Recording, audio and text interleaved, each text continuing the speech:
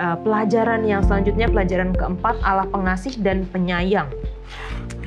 Di bagian pendahuluan dikatakan bahwa emosi seringkali dianggap tidak diinginkan dan harus dihindari. Bagi sebagian orang, emosi pada dasarnya tidak rasional. Dan karenanya pria atau wanita yang baik tidak akan digambarkan sebagai orang yang emosional. Emosi yang tidak terkendali bisa menjadi masalah, betul. Namun Allah sendiri menciptakan manusia dengan kemampuan emosi. Dan di dalam seluruh Alkitab, Allah sendiri digambarkan sebagai Allah yang mengalami emosi yang mendalam. Ketika umatnya atau manusianya merasa sakit, terluka, atau kecewa, sedih, marah, dia juga merasakannya.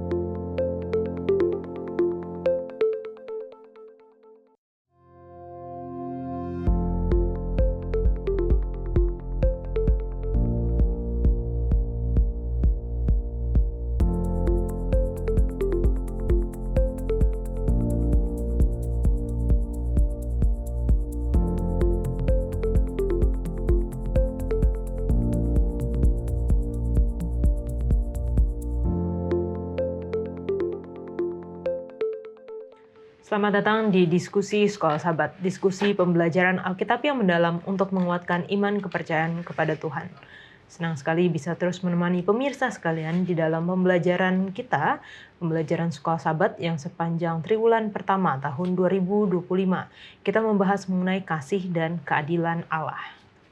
Terima kasih juga untuk teman-teman yang sudah hadir di studio untuk bersama-sama kita dapat mendiskusikan pelajaran Sekolah Sahabat. Dan tentunya senang sekali kami juga untuk menyapa teman-teman yang telah menuliskan di kolom komentar YouTube channel Diskusi Sekolah Sahabat. Untuk yang pertama boleh minta kesediaan dari Lana. Baik, yang pertama dari Lauji Subrik, karena begitu besar kasih Allah sehingga ia mengaruniakan anaknya yang tunggal supaya setiap orang yang percaya tidak akan binasa melainkan beroleh hidup yang kekal. Dari Ronald Mansitanggang, Shalom dan selamat tahun baru buat seluruh tim Diskusi Sekolah Sahabat, Tuhan memberkati. Selanjutnya dari Jolwin Joiruh, Shalom, semoga diskusi lewat media ini terus maju dalam melayani firman Tuhan sebagaimana channel yang lainnya. Kasih itu sangat umum, lantas ada yang terasa apabila kita mengucapkan aku mengasihimu, namun kasih Allah tidak ada batas dan tidak bersyarat. Semoga kita terus tekun dalam pelayanan masing-masing. Happy New Year, Tuhan memberkati. Yang terakhir dari Orgenes Wali, selamat tahun baru untuk para pelayan dan narasumber diskusi pelajaran Sekolah Sahabat Hope Channel. Tuhan memberkati selalu. Amin. Amin, puji Tuhan. Peter? Yang pertama ada seri C, selamat tahun baru. Terima kasih atas diskusi Sekolah Sahabat. Tentunya akan menguatkan iman kita. Selanjutnya ada Maidin Lukman. Shalom, terima kasih. Dengan diskusi Sekolah Sahabat, selamat tahun baru. Semoga iman kita juga diperbaharui di tahun baru ini. Tuhan Yesus memberkati. Yang selanjutnya lagi ada Manalu Washington. Selamat tahun baru dan shalom semua. Tuhan Yesus memberkati. Diskusi ini sangat memberkati. Salam dari Cirebon. Terakhir ada Jelim Tonsuri.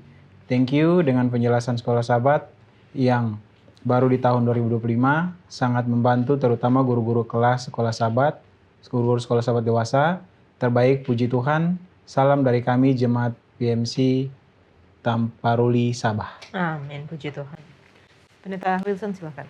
Baik, yang pertama dari Ronanus Ehalui. Saya suka dan berminat untuk terus mengikuti pelajaran Sekolah Sahabat yang disampaikan oleh pendeta dari Indonesia. Karena saya mudah mengerti, bahkan menambah iman saya teguh dan kuat.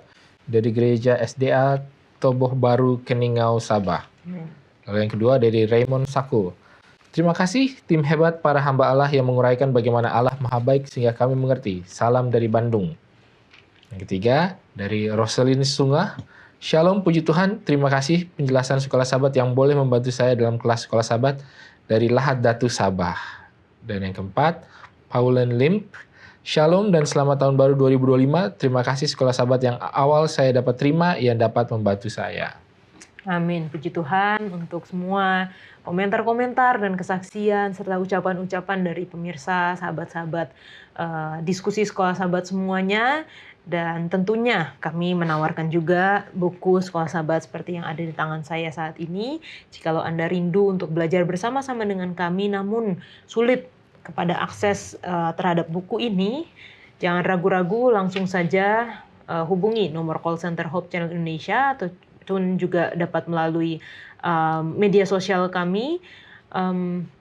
Katakan saya ingin memiliki buku sekolah sahabat dan kami akan mengirimkan ke tempat Anda masing-masing secara cuma-cuma. Ini hanya namun hanya terbatas di dalam wilayah Indonesia saja.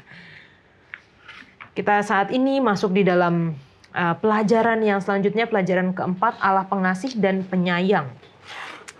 Di bagian pendahuluan dikatakan bahwa emosi seringkali dianggap tidak diinginkan dan harus dihindari. Bagi sebagian orang, emosi pada dasarnya tidak rasional. Dan karenanya pria atau wanita yang baik tidak akan digambarkan sebagai orang yang emosional. Emosi yang tidak terkendali bisa menjadi masalah, betul. Namun Allah sendiri menciptakan manusia dengan kemampuan emosi. Dan di dalam seluruh Alkitab, Allah sendiri digambarkan sebagai Allah yang mengalami emosi yang mendalam. Bagaimana kita dapat melihat gambaran kasih Allah yang emosional ini? Kita akan ikuti bersama pembahasannya di diskusi sekolah sahabat. Allah adalah kasih. Keseluruhan kitab suci menyatakan fakta ini. Kasih adalah inti dari siapa Allah itu. Inti dari segala sesuatu yang kita percayai dan harus menjadi inti dari segala sesuatu yang kita lakukan. Oleh karena itu, cara kita memahami kasih memengaruhi keseluruhan iman dan perbuatan kita. Namun apa sebenarnya kasih itu? Apakah kasih Allah hanya memberi tetapi tidak pernah menerima? Apakah kasih ilahi itu murni pengorbanan diri? Atau mungkinkah Allah juga disenangkan oleh manusia? Apakah kasih Allah itu bersifat emosional? Apakah Allah benar-benar peduli terhadap manusia? Bisakah kasih Allah ditolak atau dihilangkan? Apakah Allah mengadakan hubungan saling mengasihi dengan makhluk ciptaan? Bagaimanakah kasih dan keadilan bisa jalan beriringan? Jika Allah adalah kasih, mengapa ada sangat banyak kejahatan dan penderitaan di dunia ini? Jawaban atas pertanyaan-pertanyaan ini akan menyatakan kasih Allah yang digambarkan kitab suci jauh lebih besar daripada gagasan-gagasan yang dianggap sebagai kasih di dunia saat ini. Temukan tentang apa yang telah dan sedang dilakukan Allah untuk memulihkan kasih di setiap sudut dan celah alam semesta. Dalam pelajaran sekolah sahabat, kasih dan keadilan Allah.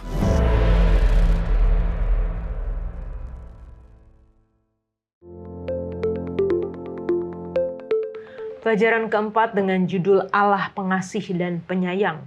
Ayat hafalannya terdapat di dalam Yesaya 49 ayat 15. Dapatkah seorang perempuan melupakan bayinya sehingga ia tidak menyayangi anak dari kandungannya?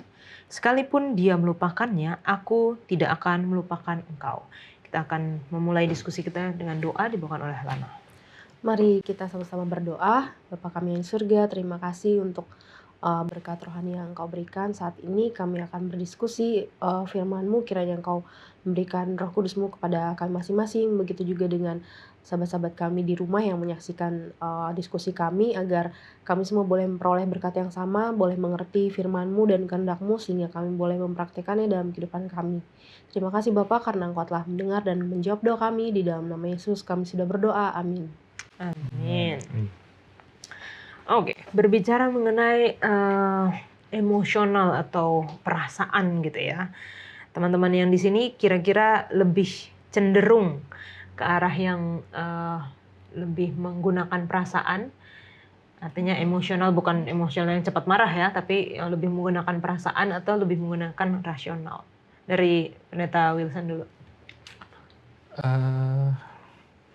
Jadi saya pernah ikut tes, ini online aja sih, yang biasa-biasa aja kan. Kalau di profil-profil kan orang suka ada apa, INBT tes lah. Ya. Jadi hasilnya adalah INTP.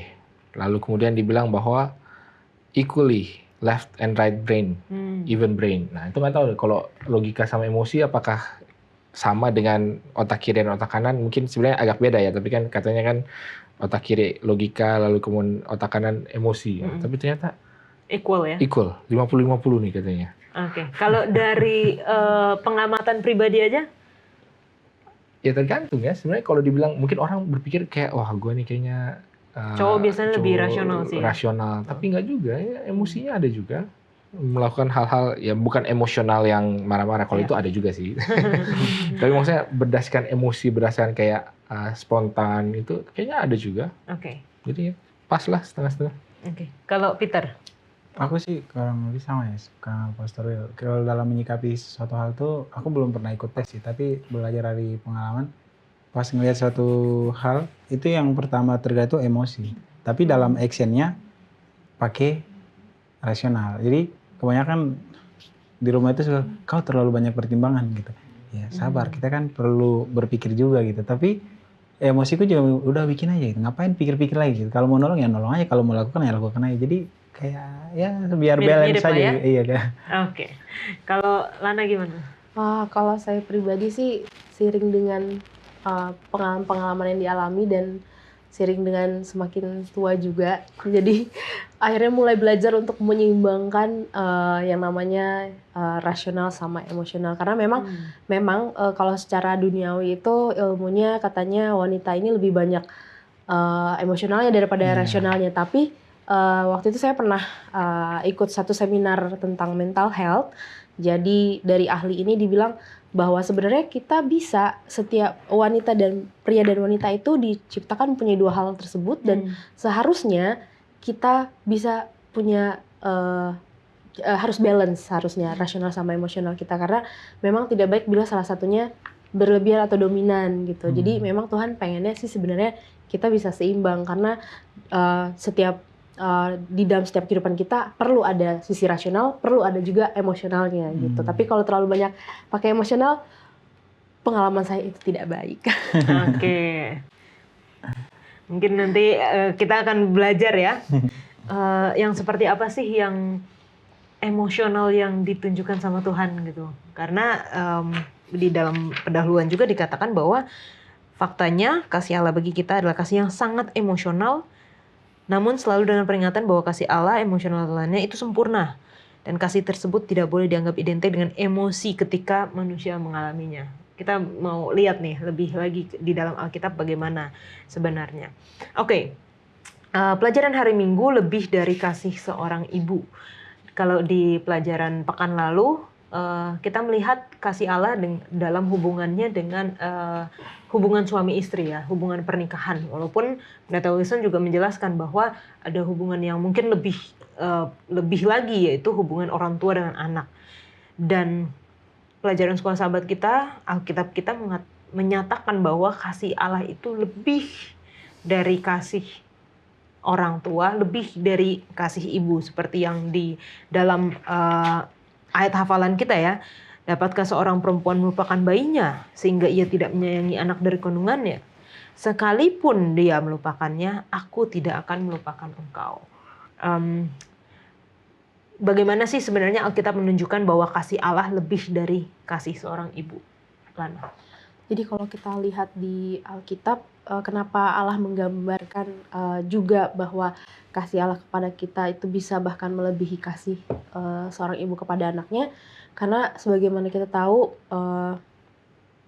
beberapa cerita dari Alkitab maupun mungkin pengalaman yang kita ketahui atau cerita yang kita lihat atau dengar, bahwa kasih ibu tuh benar-benar begitu besar kepada anaknya ya.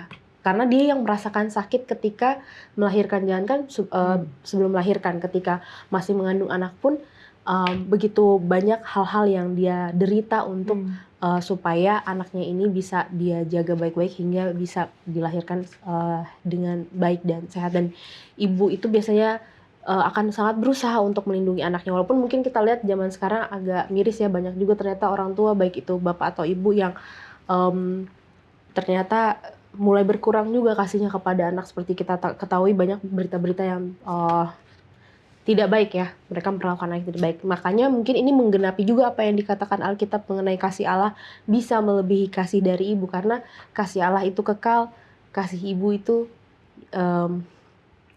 seiring dengan perkembangan zaman ya bisa juga dia meninggalkan anaknya seperti ayat yang baru saja dikatakan. Iya. Gitu.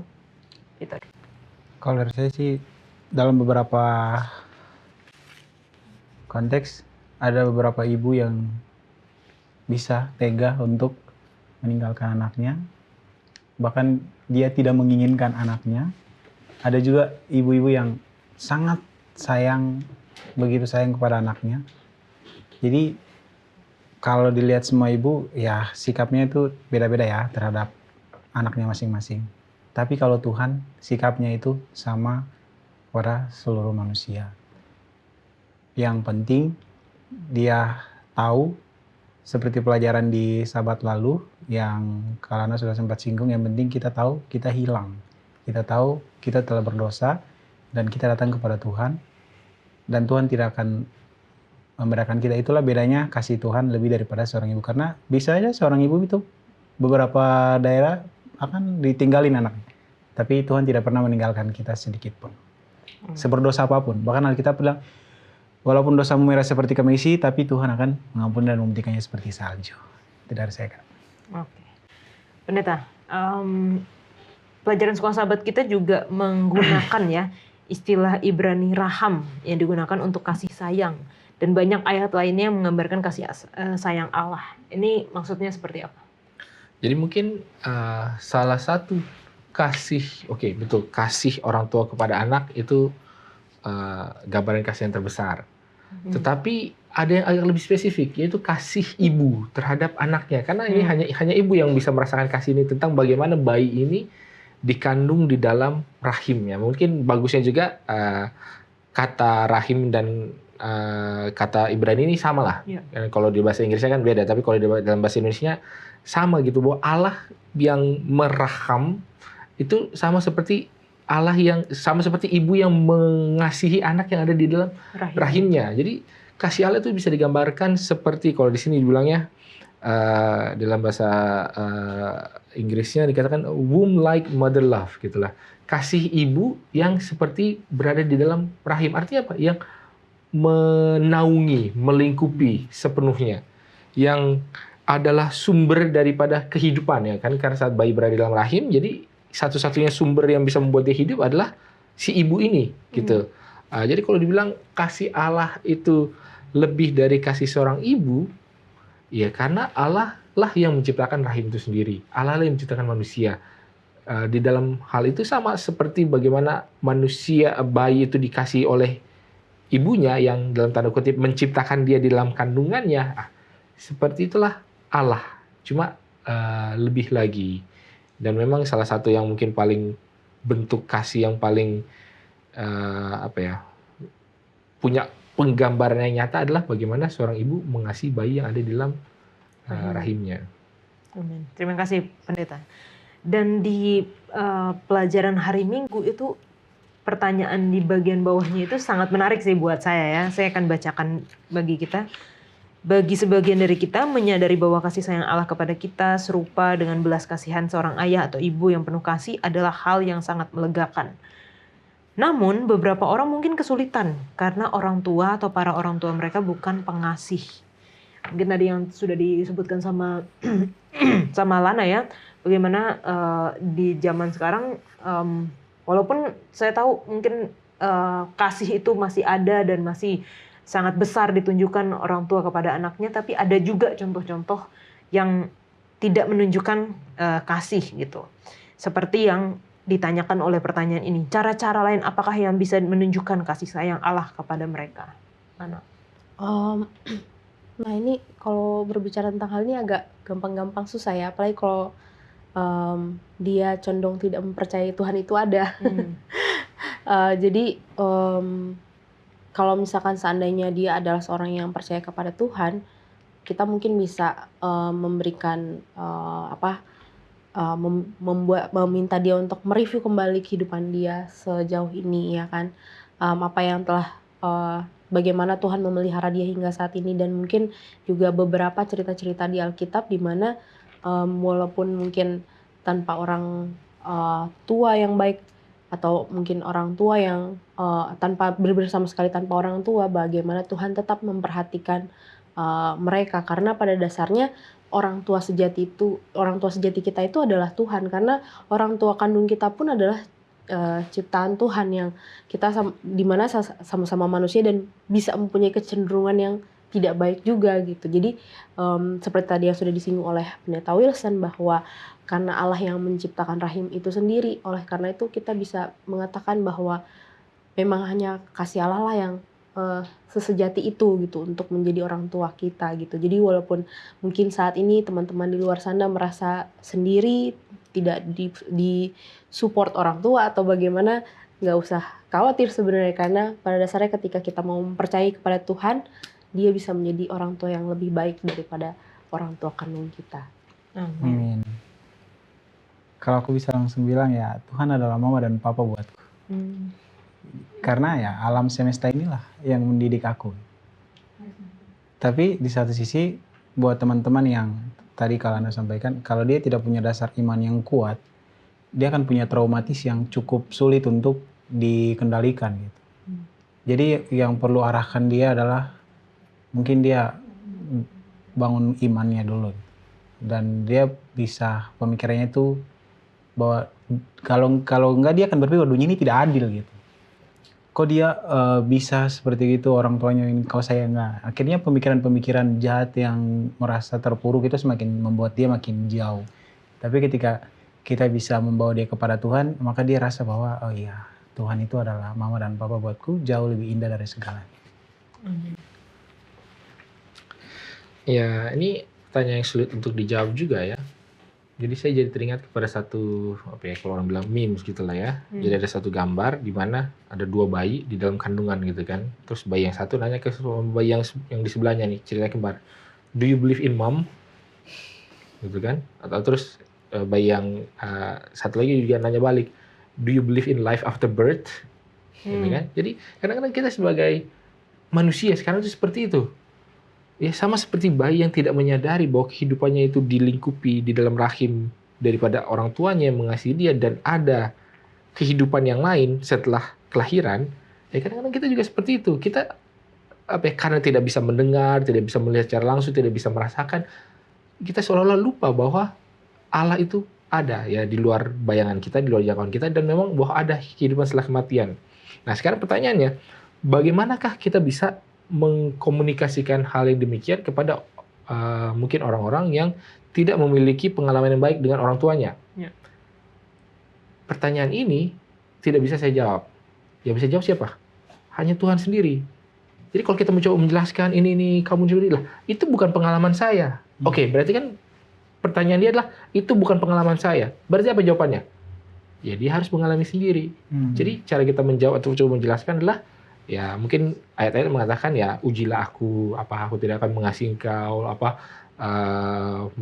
segala macam. Maksudnya ayat-ayat yang menunjukkan bahwa bukanlah tanggung jawab daripada kita.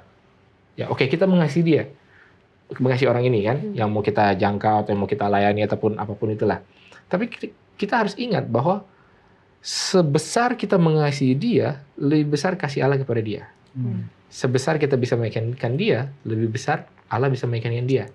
Jadi kalau bagi saya, ya kita serahkan kembali kepada Allah, dan orang itu sendiri pun juga, oke kamu nggak percaya, ya udah dalam tanda kutip tantang aja Allah, ya tunjukkanlah kasihmu kepadaku. Karena dia harus mengalami itu sendiri. Percuma kita bilang begini-begini. Cuma bagaimana cara dia bisa paling tidak percaya bahwa ada kemungkinan bahwa kasih itu ada. Ya mungkin cara yang paling simpel adalah ya bagaimana kita mengasihi dia. Bahwa dia tahu bahwa ada orang yang peduli gitu kan. Karena kita nggak bisa bilang ya di dalam kehidupan dia, kalau memang dia kehidupannya nestapa dan benar-benar merana, ya nggak ada gitu yang bisa dia pegang. Mungkin sampai saat itu. Pertanyaannya, apakah kedepannya tidak ada pengalaman yang baru yang bisa dialami? Ya kita doakan supaya pengalaman baru itu bisa ada. Sehingga apa? Ya dia juga bisa mengalami. Karena kalau enggak, ya susah. Iya. Thank you penjelasannya Pendeta.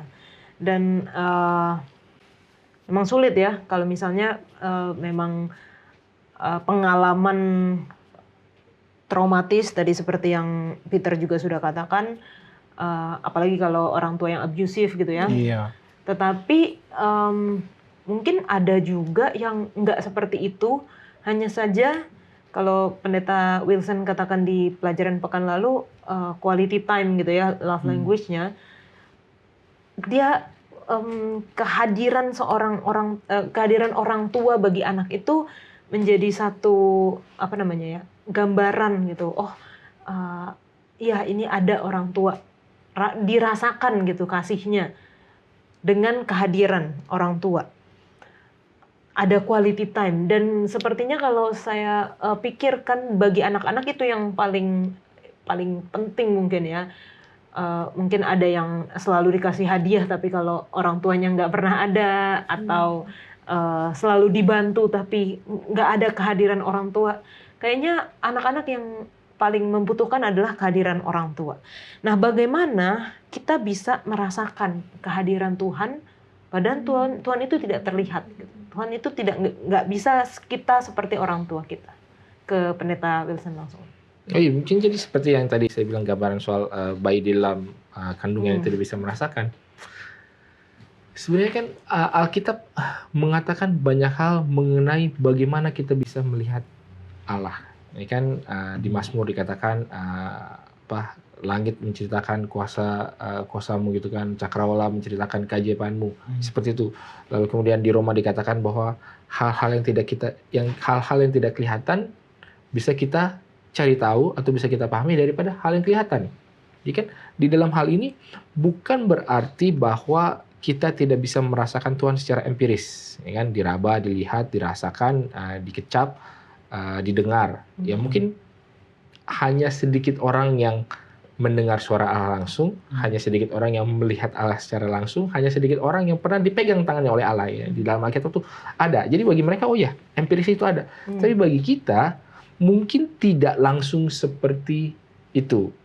Tapi kan di dalam alam ciptaan, di dalam bagaimana kita berhubungan satu dengan yang lain, kita bisa melihat kasih Allah, di dalam bagaimana kita bisa merasakan dalam kesempatan-kesempatan atau di dalam providence atau penyediaan yang kok ini bisa terjadi, seharusnya tidak terjadi, di dalam hal-hal yang mungkin kalau terjadi dulu baru terjadi mujizat, wah itu baru ada Allah. Misalkan orang ketabrak dulu baru sembuh, wah itu baru Allah ada. Tapi kadang-kadang kita suka lupa seberapa sering kita kalau di jalan, ya mungkin Peter dan saya juga suka naik motor, seberapa sering kita kayak hampir nih ketabrak, hampir ini jatuh.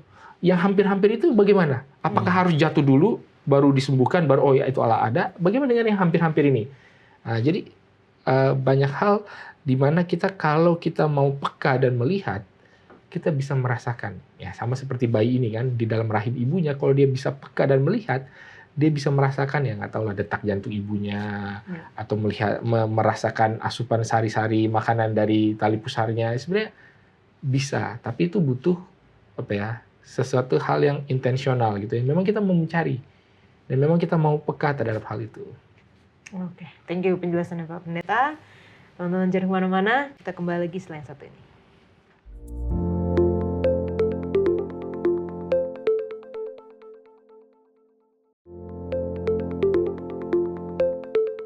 Kasih yang menyayat hati. Kita kembali lagi diingatkan dengan kisah Hosea. Dan bukan hanya itu, tetapi kasih Allah terhadap umatnya diumpamakan dengan kasih sayang yang lembut dari orang tua. Jadi bukan hanya di kitab Hosea, bukan hanya menggambarkan kasih suami istri, tetapi juga di Hosea 11 digambarkan hubungan Allah dengan umatnya dengan metafora seorang ayah yang penuh kasih kepada anaknya. Di cerita yang lainnya, kasih sayang yang menyala-nyala digambarkan dalam cerita dua wanita yang datang menghadap Salomo, masing-masing mengklaim bayi yang sama sebagai miliknya. Bisa dijelaskan mengenai kasih ini, Lana? Ya mungkin waktu zaman Salomo itu tidak seperti sekarang ya, begitu banyak orang-orang tua yang berbuat jahat kepada anak-anaknya. Jadi pada zaman itu saat itu memang kelaparan ya sedang melanda, sampai kedua ibu ini akhirnya yang menderita kelaparan, tapi yang ibu yang pertama itu bahkan sampai membunuh anaknya sendiri untuk bertahan hidup ya. Nah, jadi sebagaimana mungkin kita pernah mengikuti cerita ini, jadi pada waktu itu salah satu dari ibu yang ada pada saat itu kehilangan anaknya. Anaknya secara tidak sengaja kehabisan oksigen karena tertindis. Karena tidak rela dia anaknya meninggal begitu saja, entah ide dari mana, tiba-tiba ibu ini menukar bayinya dengan ibu yang satu yang punya bayi yang masih hidup. Dan ketika pada saat itu ibu itu bangun yang mempunyai bayi yang masih hidup sebenarnya lalu ditukar, ini adalah salah satu contoh kasih juga bagaimana kalau kita lihat ya, bayi-bayi itu sebenarnya kalau sekilas kayak sama aja kan, mirip-mirip semua ya kan, tapi beda memang dengan ibu yang melahirkan anak tersebut. Dia bisa mengetahui karena bagaimanapun mereka sempat satu tubuh ya, anak itu berkembang dalam rahimnya dia, sehingga walaupun mungkin kita lihat bayi-bayi itu sama, tapi seorang ibu yang sejati dia bisa melihat mana anaknya mana yang bukan, sehingga ketika hal itu terjadi dia bisa tahu bahwa anaknya telah ditukar. Dan akhirnya mereka mengadu kepada Raja Salomo pada waktu itu, dan karena kedua ibu ini mencoba mempertahankan bayi ini, baik ibu yang palsunya maupun ibu yang aslinya,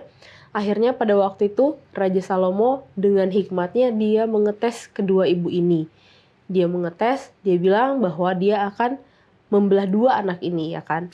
Nah, kenapa Salomo mengatakan seperti itu? Karena dia tahu kalau ibu yang sejati, ibu dari anak tersebut pasti tidak akan membiarkan anaknya dibelah ya, berarti samanya dengan dibunuh gitu kan. Nah, akhirnya pada waktu itu ibu yang benar-benar mengasihi, dia bilang bahwa oh ya udah, demi anaknya supaya bisa tetap hidup, dia berikan anaknya kepada ibu yang satunya lagi, sehingga diketahuilah bahwa ternyata inilah ibu aslinya. Jadi kalau dilihat dari cerita tersebut, bagaimana kasih ibu yang menyala-nyala, bahkan dia rela, satu dia tahu bahwa mana bayinya, dia bisa mengenal bayinya, yang kedua bahwa apapun resikonya dia akan melakukan hal itu demi supaya anaknya bisa bertahan hidup. Amin. Jadi cerita sinetron yang anak tertukar itu idenya dari cerita Salomo ini nih kayaknya ya. Kalau dari Peter gimana? Kalau dari aku sih situasi pada saat itu cukup sulit ya. Karena pertama teknologi belum sama seperti sekarang. Kalau sekarang kan ya udah daripada berdebat, kita tes DNA aja. Masalah selesai. Ya, betul. Nah, yang kedua, waktu itu tenaga medisnya belum secanggih sekarang. Terus dihadapkan langsung kepada Raja Salomo. Dan ini bukan perkara yang besar juga, tapi menghadapi ibu-ibu itu kan cukup sulit, apalagi tahulah kondisi mereka ras terkuat. Jadi menurut aku pribadi, keputusan yang Raja Salomo ambil itu sebenarnya lebih menguji kepada sikap kasih sayang daripada seorang ibu. Akhirnya disitulah ketahuan mana ibu yang asli. Karena sama seperti ada pepatah, serigala tidak mungkin memakan anaknya sendiri. Sebagaimana juga dengan kita manusia yang makhluk ciptaan yang sempurna, yang makhluk ciptaan yang paling tertinggi di antara segala makhluk ciptaan Tuhan, tidak mungkin mengizinkan anaknya. Jadi itu usaha dan kasih ibu yang luar biasa. Terima kasih, Kak. Pendeta. Ya, sebenarnya sih mungkin kita perlu luruskan beberapa hal. Yang pertama adalah dari judulnya. Jadi ini berbicara mengenai, kalau bilang kasih yang menyayat hati, sebenarnya kurang tepat terjemahan bahasa Indonesianya. Jadi ini kan kalau dalam bahasa Inggris kan gut wrenching gitu ya. Apa yang seperti memeras perut atau lambung atau gut itu kan kayak usus gitu kan. Jadi di dalam Alkitab, di dalam budaya di sana, hati itu adalah soal pikiran. Oke. Kalau jadi logika atau apa ya itu hati.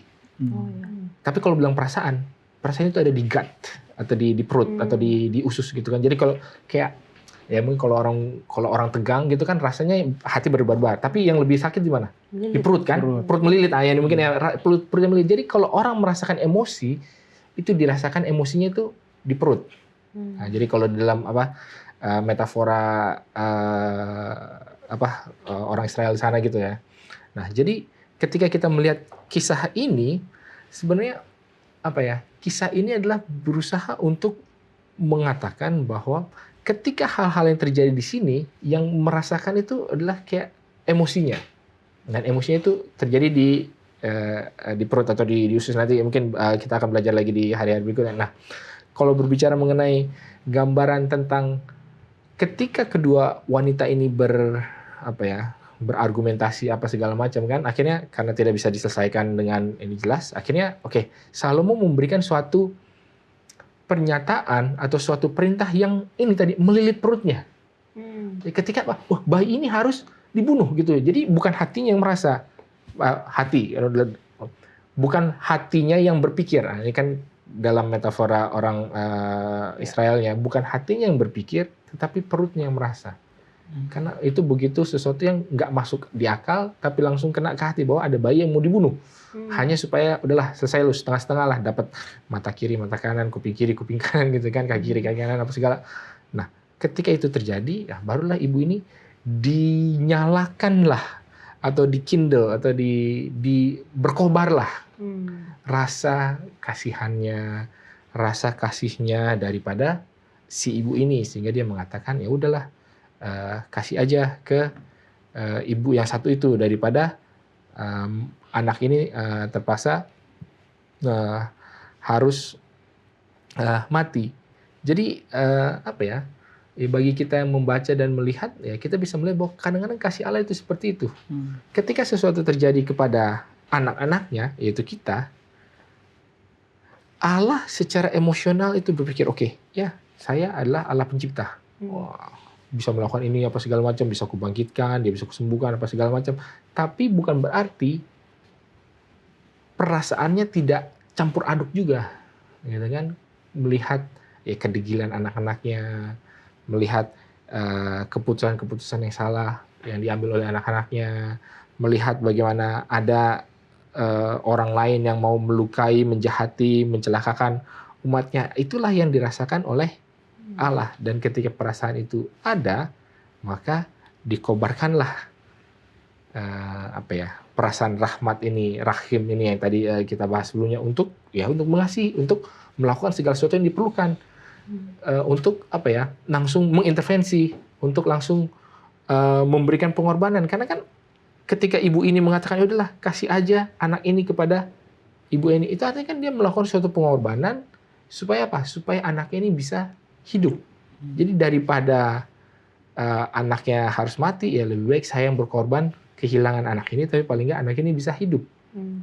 Dan ini adalah suatu mungkin bisa diperdebatkan juga, ini pengorbanan yang benar atau nggak, kan mendingan dia sama ibunya atau mendingan dia mati daripada dia dibawa sama ibu yang nggak bertanggung jawab. Itu kan hal yang terpisah. Tapi paling tidak poin yang bisa kita ambil adalah bahwa dalam suatu kejadian yang melilit perut ini, ada suatu tindakan yang diambil yang berupa pengorbanan. Dan itu bisa kita amati, kita bisa lihat di dalam kisah-kisah lain di Alkitab, dan mungkin sebagai kisah yang paling klimaksnya adalah dengan Yohanes 3:16 itu ya, karena begitu besar kasih Allah akan dunia ini sehingga ia mengaruniakan anak yang tunggal supaya setiap orang percaya kepadanya tidak binasa melainkan mendapatkan hidup yang kekal. Mungkin seperti itu. Oke, thank you Pendeta. Nah, kita juga mau lihat ya bagaimana Alkitab menggambarkan Allah itu sebagai pengasih yang penuh emosi, yang penuh perasaan, baik di dalam perjanjian lama ataupun di perjanjian baru. Dari mana? Ya, jadi kita bisa melihat ya, apalagi khususnya di perjanjian lama, di situ kita bisa lihat bahwa campur aduk ya, apalagi di awal-awal cerita Alkitab, bahwa ketika mereka baru saja ketika keturunan dari Nuh itu selamat, kan Tuhan sebenarnya udah berjanji, saya tidak akan menurunkan air bah lagi, tapi di situ kan ternyata mereka malah membuat menara yang tinggi. Maka dan sebelum Allah juga menurunkan air bah itu, di situ ada kata-kata bahwa maka menyesalah Allah telah menciptakan manusia, ya kan, karena melihat bahwa ketika manusia jatuh ke dalam dosa, ternyata semakin banyak dosa-dosa yang mereka lakukan kan pada zaman itu. Tetapi mungkin kita harus bisa memisahkan di sini di dalam pelajaran ini mana emosi yang sebenarnya emosi itu wajar, ada yang wajar, ada yang positif, tapi memang ada juga yang emosi yang kurang baik. Mungkin emosi yang kurang baik di sini yang bisa saya share, emosi yang dimana terlalu tergesa-gesa untuk mengambil keputusan atau melakukan sesuatu sehingga akhirnya bukan hanya merugikan orang lain tapi juga merugikan diri sendiri. Tetapi ketika kita apakah emosi yang Allah alami saat itu dia menyesal dan akhirnya menurunkan air bah itu adalah sesuatu emosi yang tidak baik? Kalau aku rasa pertimbangan Allah di situ walaupun ada emosinya tetapi itu sudah menjadi satu keputusan yang terbaik ya, karena Allah memberikan kesempatan agar pada waktu zaman Nuh itu manusia bisa hidup lebih baik lagi dan benar-benar bertobat, tapi ya walaupun ternyata kesininya tidak bertobat juga gitu. Jadi dan kalau di perjanjian baru mungkin kita bisa lihat juga bahwa kita tahu bahwa Yesus 100% manusia tapi juga 100% Allah, tapi kita lihat bahwa dia juga mengalami emosi, dia ada sedihnya, ada rasa putus asanya, bahkan ketika dia di atas kayu salib itu dia udah benar-benar sampai sempat merasa bahwa dia ditinggalkan Allah ya kan. Jadi ada beberapa emosi-emosi atau perasaan-perasaan yang masih normal sebenarnya dirasakan, masih positif, tapi ada juga yang tidak baik gitu juga. Oke. Peter? Oke, kalau dari aku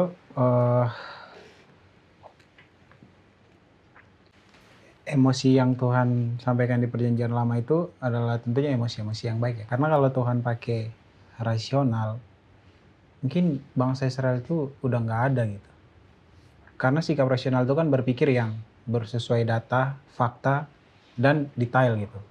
Jadi Tuhan akan mengampuni, oh tapi tidak, kan dia jelas berbuat dosa. Dia tidak bisa diampuni, harus dibinasakan. Tapi faktanya itu tidak terjadi gitu. Dengan emosional, maksudnya tidak ada kata tidak baik di dalam Tuhan ya. Kalau menurutku pribadi, kata-kata yang tidak baik itu tidak didatangkan dari Tuhan. Semua kebaikan itu bersumber dari Tuhan, tapi semua yang tidak baik itu bersumber dari kejahatan. Jadi emosi yang Tuhan nyatakan di dalam perjanjian lama dan perjanjian baru itu sebersalah dan seberdosa apapun, kita tahu bersama ya cerita 40 tahun lamanya bangsa itu, kemudian lanjut lagi ke keturunan berikutnya, mereka membangkangnya seperti apa, tapi dengan sabar, dengan kasih yang begitu berlimpah, terus mau mengampuni mereka. Bahkan di ayat sekolah sahabat itu aku lupa lagi, tapi kata-katanya kepada Efraim, anakku. Jadi setiap kalau Tuhan menjambuki mereka, Tuhan juga sedih gitu. Jadi itu membayangkan bagaimana betapa kesayang dan emosionalnya Tuhan untuk, tapi kalau mau disikapi dengan kata rasional udah selesai mereka itu. Nggak perlu banyak pertimbangan, orang jelas-jelas mereka salah. Tapi karena Tuhan itu adalah sifat emosi yang sangat luar biasa, membuat kita sebersalah apapun Tuhan masih mau mengampuni kita. Itu dari aku. Mungkin bagi saya salah satu yang paling menunjukkan emosi daripada emosi ilahi gitulah. Ada di dalam Matius 23 ayat 37. Nah, ini kan juga salah satu ayat di pelajaran hari Selasa nih. Coba Matius 23 ayat yang ke-37 dikatakan, mana ini bahasa Indonesianya? Yerusalem, Yerusalem, engkau yang membunuh nabi-nabi dan melempari dengan batu orang-orang yang diutus kepadamu.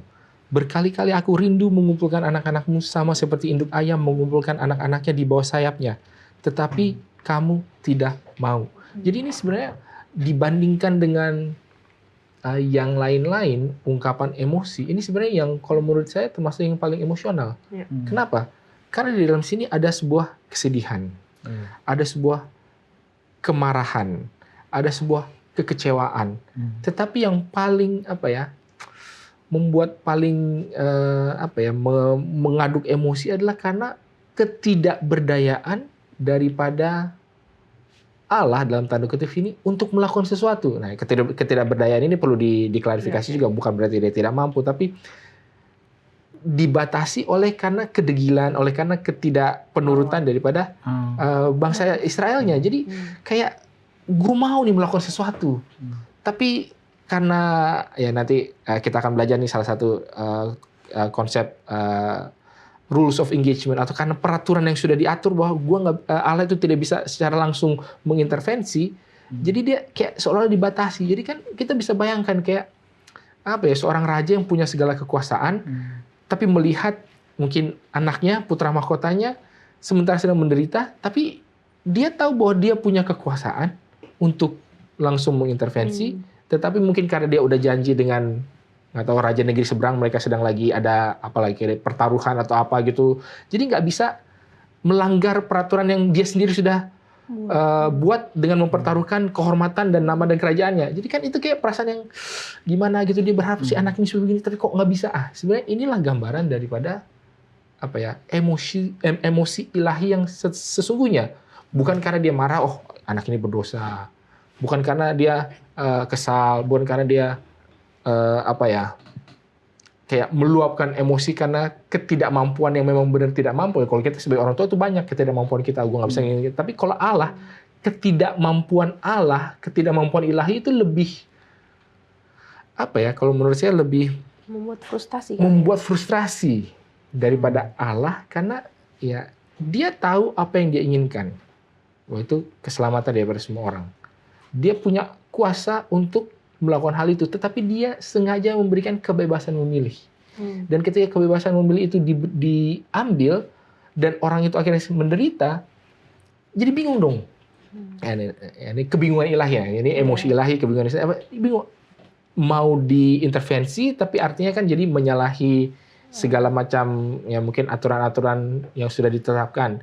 Nggak bisa. Tapi dibiarin salah. Jadi seperti Allah ini seperti apa ya, kayak buah si malakama nih, dilakukan salah, nggak dilakukan salah. Nah, itulah yang diungkapkan oleh Yesus di sini, yang itu benar-benar menunjukkan bahwa oh ternyata Allah pun juga bisa punya suatu emosi yang kalau kita bisa bilang sangat kompleks gitu ya, bukan emosi yang biasa, oh dicolek marah gitu, disenggol mau langsung ngebacok, ya bukan emosi yang seperti itu gitu. Oke, thank you penjelasannya Pak Pendeta. Teman-teman jangan kemana-mana karena kita akan lanjutkan setelah yang satu ini.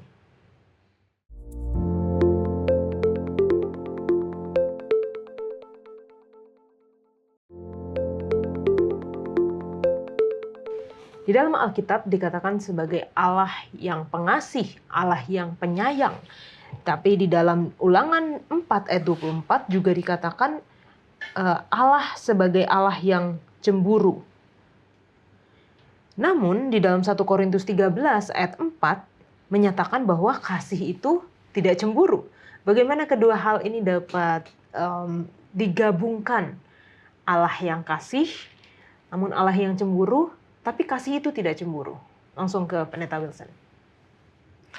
Ya, ini kan tergantung konteks daripada kata. Jadi kadang-kadang ada kata yang memang maknanya satu sisi aja. Oh, kalau yang jahat ya jahat. Ya, bahkan kata kasih itu sendiri, kata cinta itu sendiri. Apakah cinta itu selalu pasti benar? Enggak kan? Alkitab mengatakan bahwa akar dari segala kejahatan adalah cinta akan uang. Jadi cinta, di satu sisi Allah adalah kasih. Tapi di sisi lain bahwa adalah kasih itu adalah akar dari segala kejahatan. Nah, tapi tunggu dulu, kasih yang seperti apa?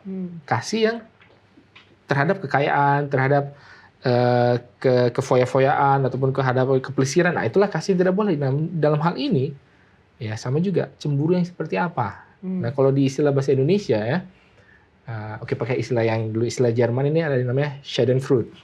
Artinya apa? Dia senang ketika melihat orang lain susah. Itu katanya. Dan orang Indonesia kan suka gitu kan, senang lihat orang susah, susah lihat orang senang. Ini cemburu yang seperti itulah yang tidak boleh gitu loh. Kita lihat orang berhasil, kita kayak bersusah hati. Nah, yang seperti itulah yang di dalam 1 Korintus 13 ayat 4 dikatakan kasih itu tidak cemburu. Jadi ketika kita melihat orang itu berhasil, dia tidak cemburu, tidak iri hati. Nah, kalau dibilang Allah itu adalah Allah yang cemburu, ya cemburu terhadap apa? Ya seperti apa ya? Allah ini kan cemburu terhadap umatnya. Ini adalah Allah memiliki suatu hubungan dengan umatnya yang kalau kita kembali ke Keluaran pasal 18 dan 19, ini sebelum Keluaran 20 ya, yang adalah 10 hukum, kan di situ kan ada perjanjian, covenant yang dibuat. Tapi umat pilihan, umat perjanjian ini kok sepertinya punya ilah idaman lain ya. Ya kan? Dan itu yang membuat dia cemburu. Nah, apakah cemburu yang seperti itu salah? Tetap harus dibedakan. Bagaimanakah manifestasi daripada kecemburuan itu? Kalau kecemburuan itu dimanifestasikan dengan langsung dibakar semua, dihanguskan, bumi hangus apa segala, bumi terbelah, air bah, lalu kemudian hujan api, ya mungkin itu sesuatu yang kayak gimana. Tapi kalau kecemburuannya itu diungkapkan dengan suatu kerinduan, gitu kan, dengan sebuah kayak berusaha untuk menarik hati lagi, dengan sebuah usaha untuk memenangkan kembali pasangannya yang sudah terpaut ke hati yang lain. Apakah itu cemburu yang salah? Nah, jadi kan cemburu ini ya bagaimana manifestasi dan bagaimana konteks dan tujuannya itu sendiri. Sehingga kita bisa bahwa Allah yang cemburu itu adalah bagus dong. Jangan sampai Allah kasih. Tapi ketika sesuatu yang dikasihnya itu pergi, dia biasa-biasa aja. Apakah itu artinya dia mengasihi? Kalau misalkan Lana gitu kan bilang mengasihi siapalah gitu kan. Ya belum ada pacar ya, tapi ada tuh misalkan ada gitu kan, terus pacarnya tiba-tiba jalan sama orang lain, cewek lain gitu kan, tiba-tiba bermesraan dengan cewek, terus kita biasa-biasa aja, berarti apakah mengasihi?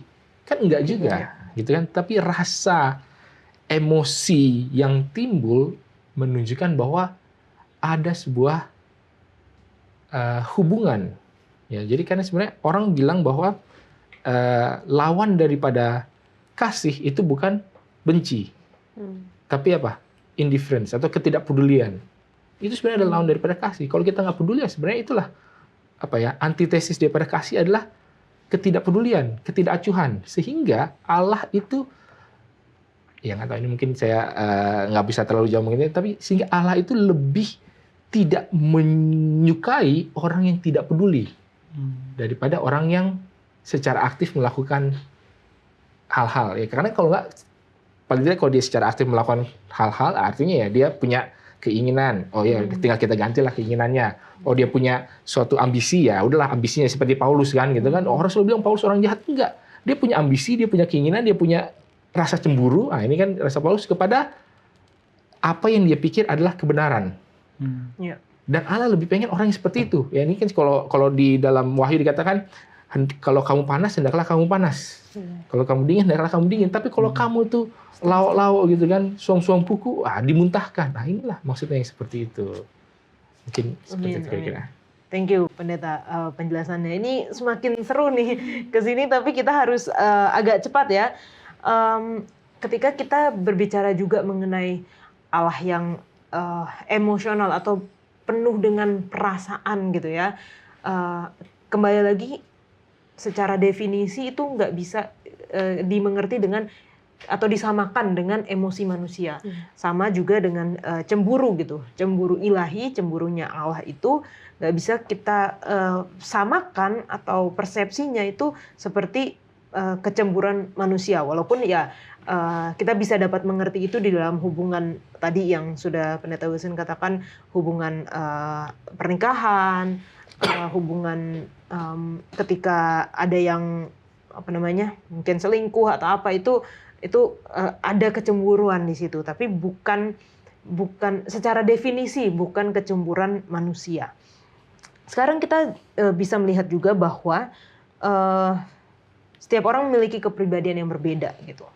Bagaimanakah tiap orang dapat memantulkan kasih Allah yang penuh emosi, penuh perasaan ini? Contohnya, kalau mungkin sebagian besar dari kita di sini tengah-tengah ya, nggak emosional banget, nggak rasional banget, equal gitu. Tapi kalau ada yang ekstrim dia rasional, dia mungkin sulit untuk menggunakan perasaannya. Sebaliknya, kalau dia ekstrim emosional, terkadang tidak terkendali dan emosinya ini tidak selalu benar. Menurut Lana gimana?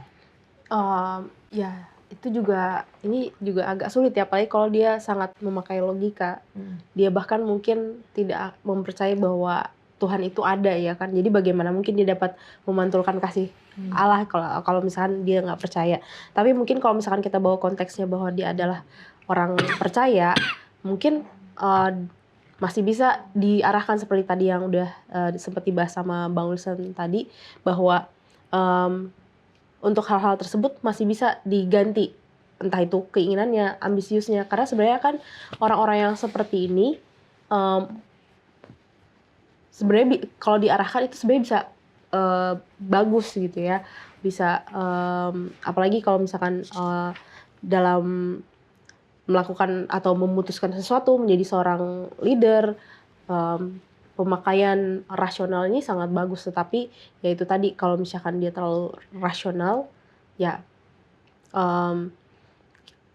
seandainya seperti itu tapi dia masih bisa mempercayai bahwa Tuhan itu ada, ya itu masih bisa dibelokkan, bahwa supaya dia bisa menggunakan hal tersebut untuk hal-hal yang positif gitu, menyeimbangkan perasaan emosional yang lain. Oke, Peter. Kalau sifat ini ada di dalam diri seseorang yang pegang kepemimpinan, ya cukup sulit ya. Kalau dia terlalu rasional, otoriter. Tapi kalau dia terlalu emosional, lemah. Dikit-dikit baper, perasaan gitu. Apalagi manusia berdosa kan. Jadi ya beratnya dia satu ketua di sidang lah. Ini cukup sulit kalau dia hanya punya satu sisi yang menonjol. Itu pasti akan banyak intervensi dan dia tidak mampu untuk merangkul jemaat itu. Ya disinilah kehebatan Tuhan. Jadi kadang-kadang kita terjebak dalam pemikiran kita sendiri dan kita mulai menyalahkan. Tapi disitulah Tuhan menciptakan emosi dan rasional itu supaya balance gitu Kak, sama-sama gitu. Artinya di satu sisi kita bisa mengambil sikap yang emosional, tapi dalam tindakannya ya mungkin ada beberapa hal yang perlu kita pertimbangkan juga. Jangan sampai itu bisa menjadi bumerang bagi keputusan yang kita buat sendiri juga sih. Menurut Katolik. Ya, mungkin kalau dari saya adalah bahkan orang yang ekstrim rasional pun dia itu passionate terhadap sesuatu. Iya. Itu terhadap kerasionalannya dia. Atau ini kalau yang klisenya kan orang yang rasional tuh apalah kayak kutu buku atau nerd atau apa gitu, isinya apa baca pokoknya main HP aja, komputer aja atau apalah gitu, dia coding kayak orang yang nggak tahu waktu apa ngerjainnya coding aja. Artinya dia passionate terhadap sesuatu. Apakah itu artinya dia tidak memantulkan kasih Allah yang emosional? Enggak juga, dia sebenarnya ada emosinya. Cuma emosinya itu hanya bersifat passion. Passion itu apa? Sesuatu yang dirasakan terhadap sesuatu. Nah, bagaimana supaya passion itu ditambahkan menjadi compassion? Apa bedanya? Kalau passion itu kan ya sendiri, ya, oke, merasakan sendiri. Tapi compassion itu adalah merasakan bersama-sama, gitu kan?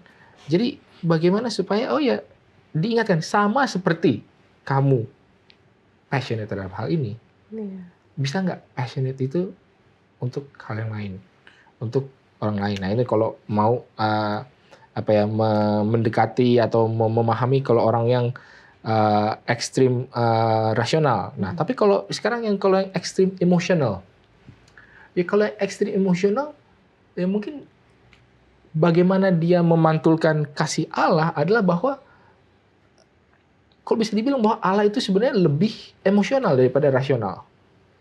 Kenapa? Karena kalau ya kita nggak tahu berapa dunia yang diciptakan, alam semesta berapa bintang apa segala. Kalau cuma satu yang berdosa, udah biarin aja lah, itu selesai. Ya, satu banding berapa gitu ya kan? Itu kalau rasional kan. Tapi ternyata enggak, ini mau gue selamatkan, ini harus. Pokoknya saya mau supaya ini bisa ikut merasakan kebahagiaan daripada dunia-dunia yang lain. Nah itu kan sesuatu hal yang bersifat emosional.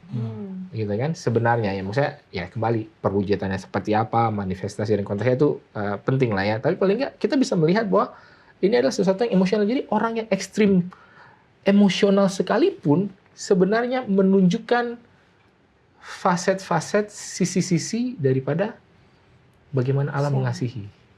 Ya tinggal diarahkan, tinggal di refine, di adjust gitu. Seperti itu. Oke, puji Tuhan. Ya itu membuka pikiran kita ya, bahwa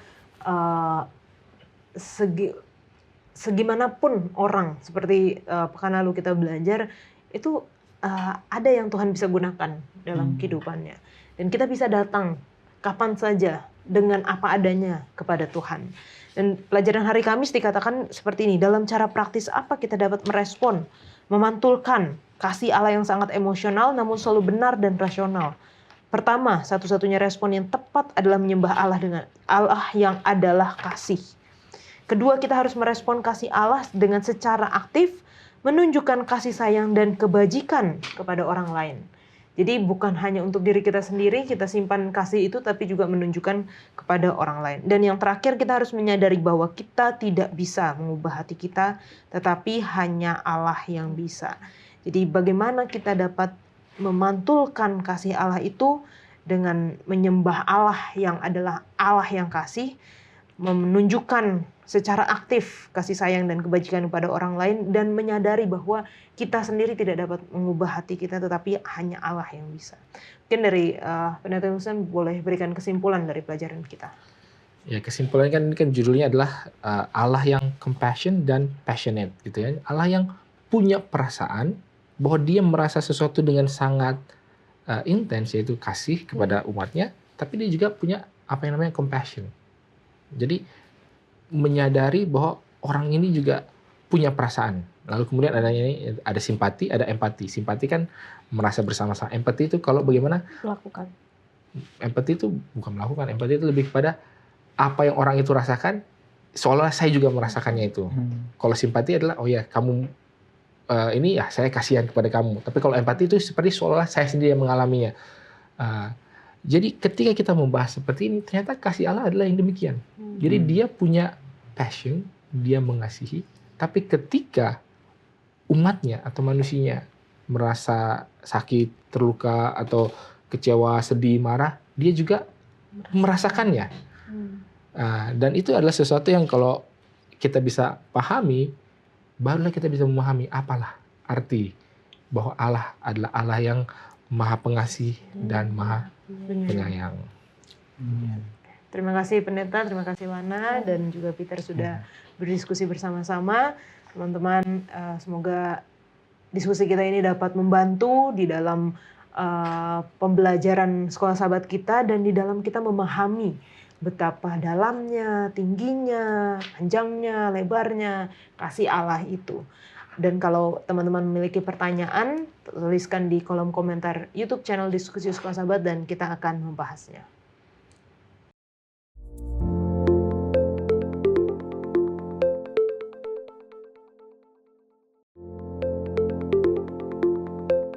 Saat ini kita masuk di dalam sesi tanya jawab bersama dengan Pendeta Alberto Tulesi. Pendeta, pertanyaan yang pertama datang dari Ishak Ramu.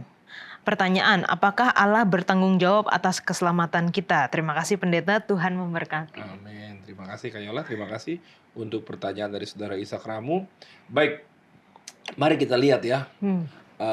Rancangan Allah dari awal adalah ketika menciptakan Adam dan Hawa untuk mereka hidup di dalam kedamaian di Taman Eden, hidup bersama dengan Tuhan, tetapi apa boleh buat mereka tergoda, menyalahgunakan kuasa memilih itu, kebebasan memilih itu, dan memilih untuk mendengar perkataan-perkataan Lucifer, sehingga akhirnya dia memakan buah yang Tuhan larang untuk dimakan, padahal perintah jelas Kejadian 2 ayat 16-17 itu bilang bahwa apabila kamu makannya maka kamu akan mati. Suruh jangan makan, tapi akhirnya dia makan. Upah dosa ialah maut, Roma 6 ayat 23. Seharusnya, tapi kasih Allah itu besar. Kasih Allah itu dahsyat. Kasih yang tiada terbatas itu besar sekali. Digambarkan dengan ayat emas dalam kitab suci. Kayola mungkin menghafalkannya, Yohanes 3 ayat 16. Karena begitu besar kasih Allah akan dunia ini sehingga ia mengaruniakan anaknya yang tunggal supaya setiap orang yang percaya kepadanya tidak binasa melainkan beroleh hidup yang kekal. Amin. Jadi itu dia kasih Allah itu sangat besar. Jadi Allah punya kerinduan. Coba kita lihat di dalam 2 Petrus 3 ayat 9. Kayola boleh buka. 2 Petrus 3 ayat 9. Itu apa sih kehendak Allah bagi kita semua? Tuhan tidak lalai menepati janjinya sekalipun ada orang yang menganggapnya sebagai kelalaian. Tapi ia sabar terhadap kamu karena ia menghendaki supaya jangan ada yang binasa, melainkan supaya semua orang berbalik dan bertobat. itu keinginan Tuhan supaya jangan ada yang binasa, supaya semua orang boleh berbalik dan bertobat, supaya semua orang selamat. Itulah kerinduan Allah yang amat besar itu. Yang akhirnya karena manusia sudah jatuh dalam dosa, dia mengutus anaknya yang tunggal itu supaya setiap orang yang percayanya kepadanya tidak binasa, melainkan beroleh hidup yang kekal. Itulah kasih Allah itu. Tapi apa boleh buat Allah memberikan pilihan bagi saya dan saudara? Kita diberikan kebebasan untuk memilih. Apa sih bisa menyebabkan kita akhirnya jatuh dalam dosa dan tidak selamat? Coba boleh buka Yakobus 1 ayat 14 sampai 15 Kayola. Yakobus 1 ayat 14 dan 15. Tetapi tiap-tiap orang dicobai oleh keinginannya sendiri karena ia diseret dan dipikat olehnya. Dan apabila keinginan itu telah dibuahi, ia melahirkan dosa. Dan apabila dosa itu sudah matang, ia melahirkan maut. Itulah dia Kayola. Kalau kita terus asik dengan dosa kita, keinginan-keinginan diri yang kita tonjolkan, yang kita penuhi nafsu-nafsu dalam diri ini, kalau kita tidak mau lahir baru di dalam Tuhan, maka kita bisa mati dan binasa. Kita manjakan dosa itu akan matang dan akhirnya membuahkan kebinasaan.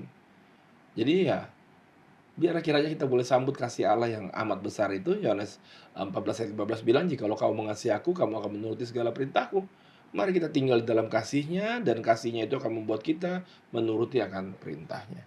Supaya artinya keselamatan tetap ada di dalam kita. Amin. Terima kasih, Kak Yola. Terima kasih Pak Pendeta. Senang sekali mendengar kabar baik ya bahwa Tuhan telah melakukan segala sesuatu yang Ia bisa dan akan melakukan segala sesuatu yang Apa Ia saja. bisa untuk keselamatan kita ya. Seisi sorga kan dengan dia memberikan anak yang tunggal itu berarti kan itu sudah mewakili sorga pun dia serahkan buat kita. Ya. Untuk kita dapat diselamatkan melalui Kristus Yesus yang hadir di atas dunia ini. Terima kasih Pak Pendeta. Terima kasih Kak Yola.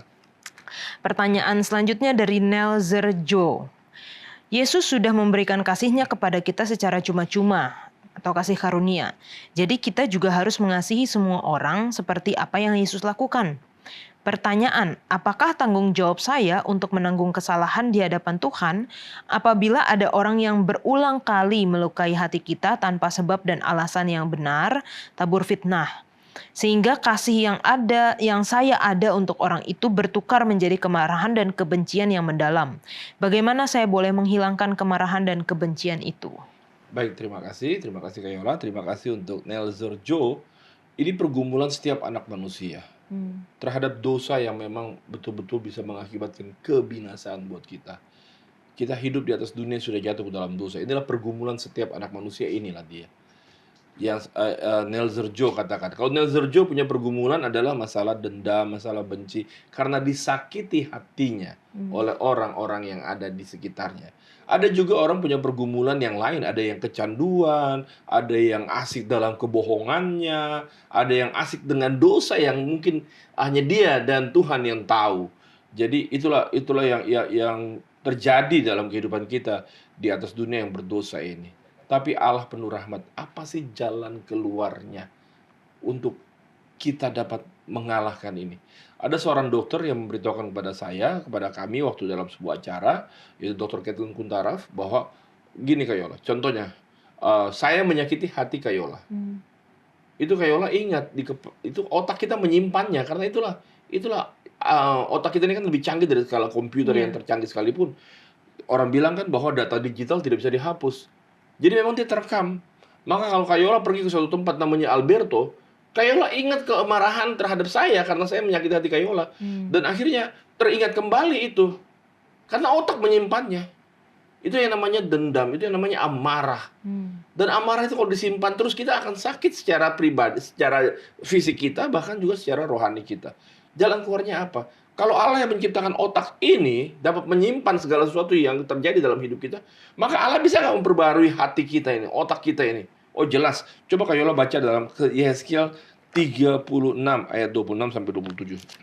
Ya, 36 ayat 26 sampai 27 mengenai hati yang baru ya Tim. Iya. Kamu akan kuberikan hati yang baru dan roh yang baru di dalam batinmu, dan akan menjauhkan dari tubuhmu hati yang keras, dan kuberikan kepadamu hati yang taat. Rohku akan kuberikan diam di dalam batinmu, dan aku akan membuat kamu hidup menurut segala ketetapanku, dan tetap berpegang pada peraturan-peraturanku dan melakukannya. Itu dia jelas. Jadi mau tidak mau ketika untuk menyelesaikan masalah dendam, masalah benci di hati ini, kita manusia fana, itu sudah terekam di otak kita apa yang dia perbuat. Jadi sakit hati orang bilang itu terekam di dalam otak kita ini. Tidak ada lain jalannya adalah hanya datang kepada Tuhan. Itu yang namanya lahir baru. Datang sama Tuhan. Tuhan akan berikan kita hati yang baru. Otaknya akan diganti oleh Tuhan dengan otak yang baru. Itu Tuhan yang bisa lakukan itu, tidak ada satupun manusia. Jadi untuk bisa menangani hal-hal yang seperti benci, dendam dan segala macam, tidak ada jalan lain, datang sama Tuhan supaya Tuhan berikan hati yang baru, supaya kita boleh dapat melupakannya, dapat bisa memaafkannya, mengampuninya, dan juga dengan pergumulan-pergumulan yang lainnya. Kecanduan itu juga masuk dalam otak. Bagaimana caranya menyelesaikan kecanduan? Ada banyak orang kecanduan hal-hal yang sangat merusak dirinya. Bagaimana? Hanya dengan pertolongan Tuhan. Nah, tapi itu harus berlangsung hari lepas hari. Kayola boleh baca di dalam Kolose 3 ayat 10. Kolose 3 ayat yang ke-10. Dan telah mengenakan manusia baru yang terus-menerus diperbaharui untuk memperoleh pengetahuan yang benar menurut gambar kaliknya. Ini dia. Bahwa hati yang baru, manusia baru ini akan diperbaharui hari lepas hari. Berarti kita bukan hanya sekali bergantung sama Tuhan, minta Tuhan tolong berikan hati yang baru. Lalu habis itu kita jauh lagi dari Tuhan, kembali lagi kita akan ingat itu semua. Kembali lagi kita akan jatuh kepada dosa yang sama. Dosa dendam, dosa amarah, kebencian, dosa kecanduan, dan segala macam. Hanya dengan pertolongan Tuhan yang kita dapat hari per hari. Diperbaharui setiap saat. Sama juga di Korintus 4 ayat 16 Kayola. Saya baca ya. Ya. Sebab itu kami tidak tawar hati. Tetapi meskipun manusia lahiriah kami semakin merosot. Ini Paulus yang semakin tua. Namun manusia batinia kami dibaharui dari hari ke hari. Jadi memang dalam perjalanan kita hidup di atas dunia yang penuh dengan dosa ini, hari ke hari kita terus lahir baru di dalam Tuhan. Kita harus terus minta dekat dengan Tuhan supaya kita disanggupkan mengalahkan dosa yang merajalela dalam kehidupan kita saat sekarang ini, Kayola. Baik, terima kasih banyak pendeta, penjelasannya luar biasa. Itu adalah jawaban dari Tuhan, bagaimana Tuhan bisa mengubah hati kita, bisa memberikan kita hati yang baru dan memberikan kita kemenangan ya atas dosa-dosa, atas segala pergumulan kita.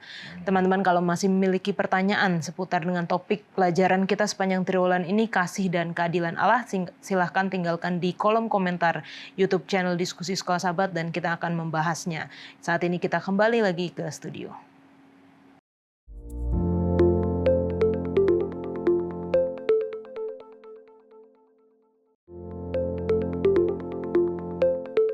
Kita akan menutup diskusi kita dengan doa. Dipersilakan Pendeta Wilson. Kita satu dalam doa. Ya Tuhan, Allah kami yang Maha Pengasih dan Maha Penyayang, biarlah kiranya di dalam diskusi kami boleh mempelajari sekelumit mengenai bagaimanakah emosi ilahi, bagaimana kecemburuan ilahi itu dapat dilihat dan bagaimana kami boleh merasakan dan mengalami juga Tuhan. Dan biarlah perasaan yang sama dengan perwujudan yang boleh kami terapkan di dalam kehidupan kami masing-masing, boleh dapat kami jalankan juga, supaya kami boleh mengasihi sebagaimana Allah sudah mengasihi kami semua. Bersama dengan seluruh kami yang hari di tempat ini dan juga seluruh pemirsa dimanapun mereka berada. Dalam jodoh harapan kami, dalam Yesus kami berdoa. Amin.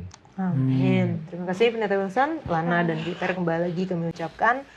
Dan teman-teman semua, kiranya Tuhan menjadikan kita bertambah-tambah dan berkelimpahan dalam kasih seorang terhadap yang lain dan terhadap semua orang. Kiranya Dia menguatkan hati kita supaya tak bercacat dan kudus di hadapan Allah dan Bapa kita pada waktu kedatangan Yesus Tuhan kita dengan semua orang kudusnya. Kita akan bertemu di pelajaran selanjutnya. Tuhan Yesus memberkati.